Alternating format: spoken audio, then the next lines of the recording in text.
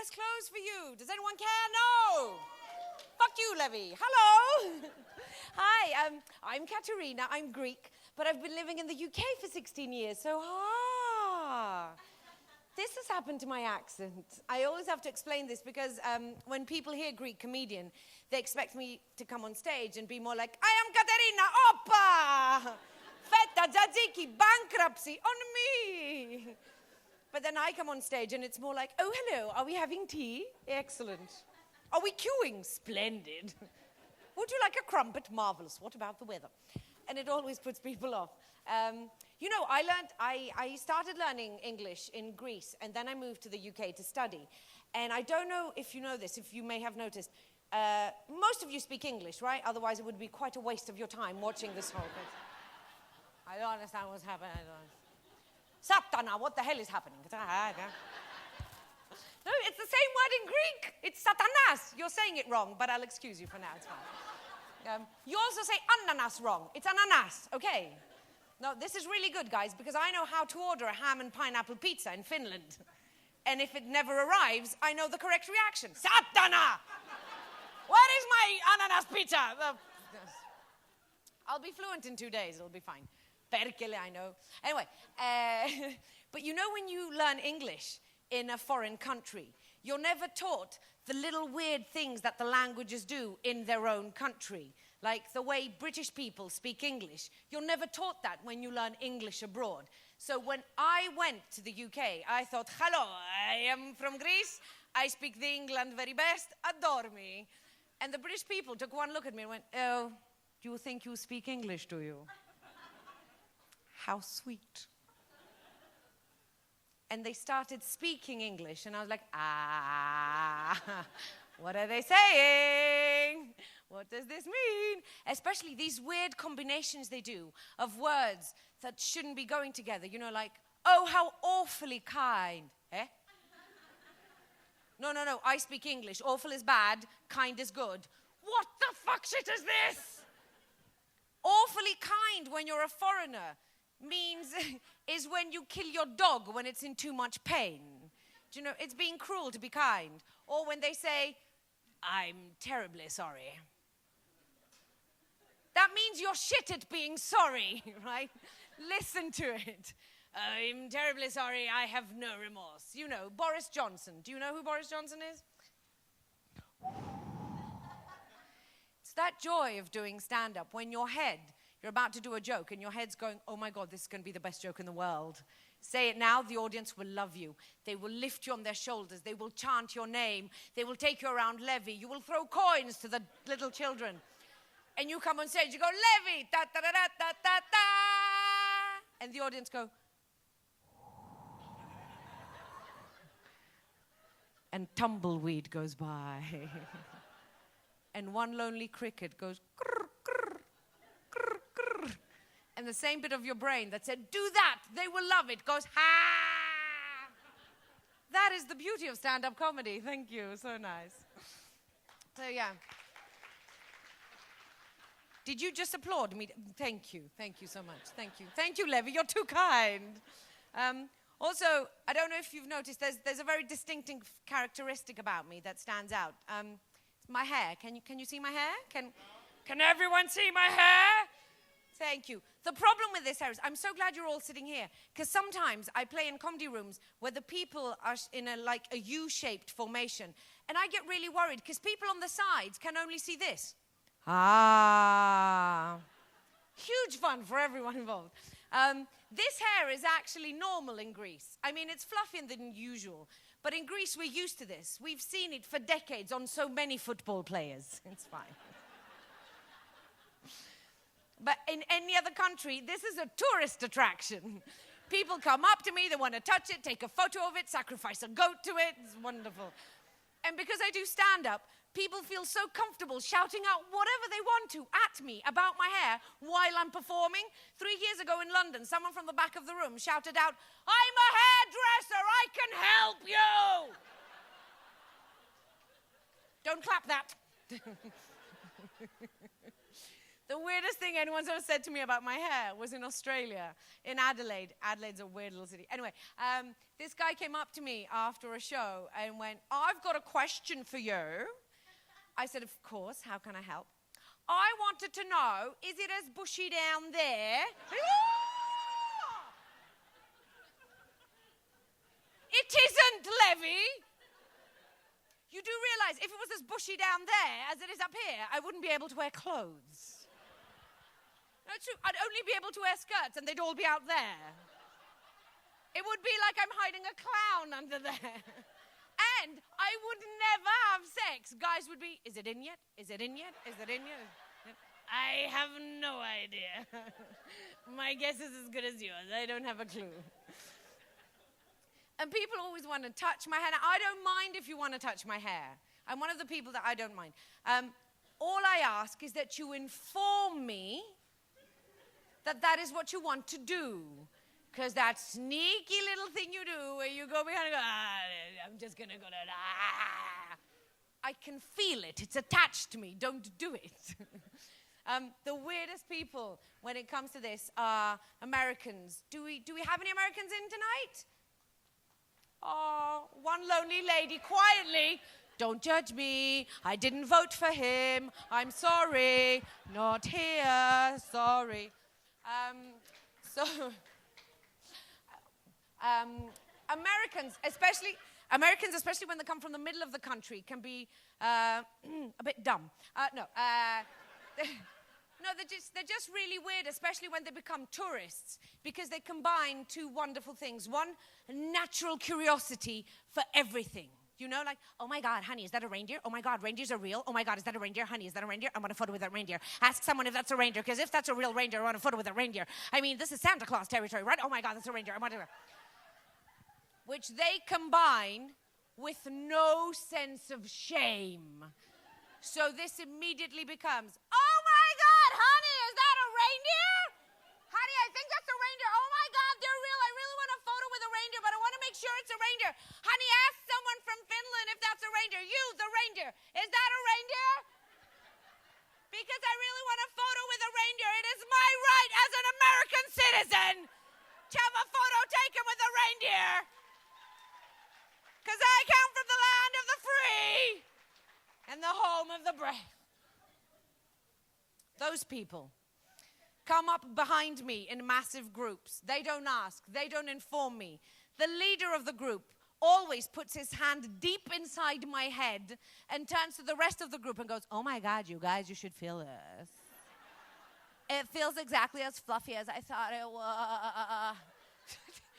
Get your hand out of there. You're touching my scalp.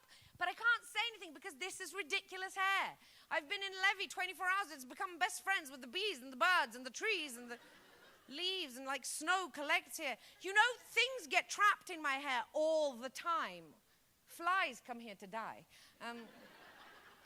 The weirdest thing I have ever found trapped in the back of my head was an ex-boyfriend. He never left. Who knew? I mean, he was dead, but that's fine. I find it's better if they die than if they leave you. Am I right, ladies? No, just... Woo-hoo! Scary bitches. Okay. So strange. So, yeah. Do you know, after living in the UK for 16 years, I have discovered, now this is something that really surprised me, there's a difference between, I think it's the biggest difference between Northern Europe and Southern Europe, is how people flirt. Cold people do it differently, is what I have noticed. I didn't believe in stereotypes. Before I left to go to the UK to study, a lot of my Greek male friends, like all the friends of mine who were boys, said to me, Katerina, you will miss us. You know, collectively, the Greek penis. And because the British men, they are so cold and reserved. And I was like, oh my God, that is such a cliche. That is such a stereotype. What, like every British man has been nailed to a horse since 1805, and the only thing they can say is, good day to you, madam. Huh. So I completely disregarded it and moved to the UK and discovered that stereotypes are based on a kernel of truth. I spent the whole of my first year in the UK like this. Why is no one looking at me? Can they see me? Does the hair scare them? No, they're good. But no one? Nothing? Ever?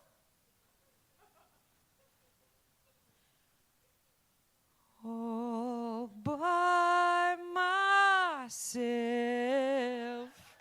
Don't wanna be. No, because I am a Greek woman. I am used to Greek men who look at you up, down, sideways, into your vagina. I don't mind. Greek men sit at cafes and stare at you, go by. They don't ask anything of you. They're just checking you out. Blatant. It's like, yes, that is very nice. Would you like it? It's very good. Whoa, look what's coming. Whoa. What God made you. In the UK, men look at you like this.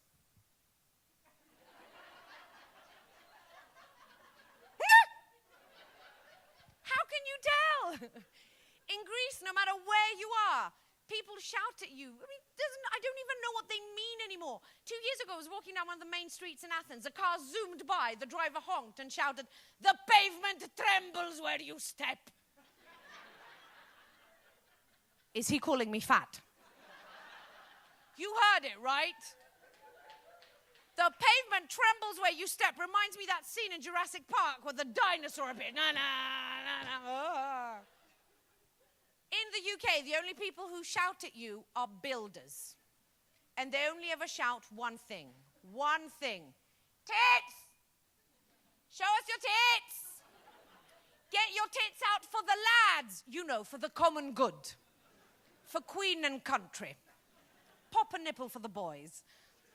I don't know what woman ever showed a breast, and it went into the collective unconsciousness of every builder, and they thought, well, if we ask, it's bound to happen again.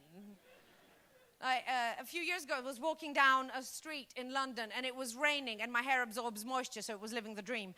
And I passed by this building site, and there were 6 builders on their tea break, massive men, tiny mugs. And as I walked past, I thought, oh, for God's sake, builders. I hope they don't say anything. Builders. What are they like? And one of them went, "Oi, you!" And I was like, oh my God, builders. I'm just going to ignore them. You really shouldn't pay them anything. Oi, lady! I was like, oh my God, can't a woman just walk down the streets of London unmolested? Builders. You! With the bird's nest on your heads! 6 builders fell down laughing. They did not follow that up with anything. No, show us your tits, no, have a bit of this, nothing. I was so upset. I showed them my tits. Who's the winner now? I think it's me, but I'm not sure. But no matter where I travel in the world, right, and no matter what men say to me, nothing can ever reach the heights of Greek poetry, lyricism, and lechiness. In 2012, I went back to Greece to vote in a general election. That did not go well. We're not going to discuss that now. I left London May 6th, 9 degrees Celsius. I land in Greece 29 degrees at 4 a.m. The airport doors went, the heat went, wah-ha! I was like, whoa, I'm not used to this anymore. I get into a taxi, sit down, and said to the driver, oh my God, this is ridiculous. 29 degrees at 4 a.m., I can't breathe. I'm sweating so much. Without pausing for breath, Greek cab driver turns around, locks eyes with me, and goes, your sweat is very lucky to be traveling down your body. I was like, I'm home. I'm home. It's disgusting, but I'm home. Please keep coming to Greece. We need your money. It's a beautiful... I make special price for you, Levi. Come down. Okay. So before I go, one last thing. Since this is the world's funniest person, I think it's a great platform to make a genuine announcement towards all the men in the world. Guys, look, I love you, and I love the relationship you have with your penises. I mean, you name them, you talk to them, you take them out for walks, you do that thing in front of the mirror. It's lovely. But that thing you do when you take a photo of your erect penis and then you send it to us, without us asking.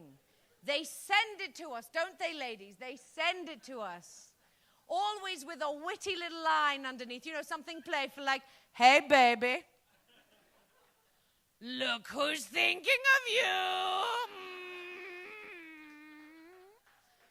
Don't do that. We don't work the way you do. I know you guys can compartmentalize, right? We can send you a breast, hell, a nipple, and you'd be like, oh, great. We don't work that way. We would like a face. Don't go putting a face on the penis. That's just wrong. All I'm saying is that for the heterosexual woman, a penis is very much like a dishwasher. We love what it does. Love it. But we don't spend hours staring at it while it does it. It is very much function over form, yes? And a penis, very much like a dishwasher, if it breaks down or you don't have one, you've got to go back to doing everything by hand. Am I right, ladies? I love the reaction to that, because all the women are like, oh, and all of them are like, what? I don't get it. Do you like penis or not? I think it's adorable, right? I just think penises would look better with a hat on. I do, right? Imagine your favorite penis coming at you, fully erect, in a top hat. Like it's just coming from the opera. And goes, Madame. Oh, you would marry that, wouldn't you? It doesn't even have to be fully erect. It can be kind of down and wearing a sombrero going, señorita, wake me up from my siesta. I've got the best ideas. Ladies and gentlemen, thank you so much for your attention. I'm KATERINA VRANA. I'm representing Greece. Good night.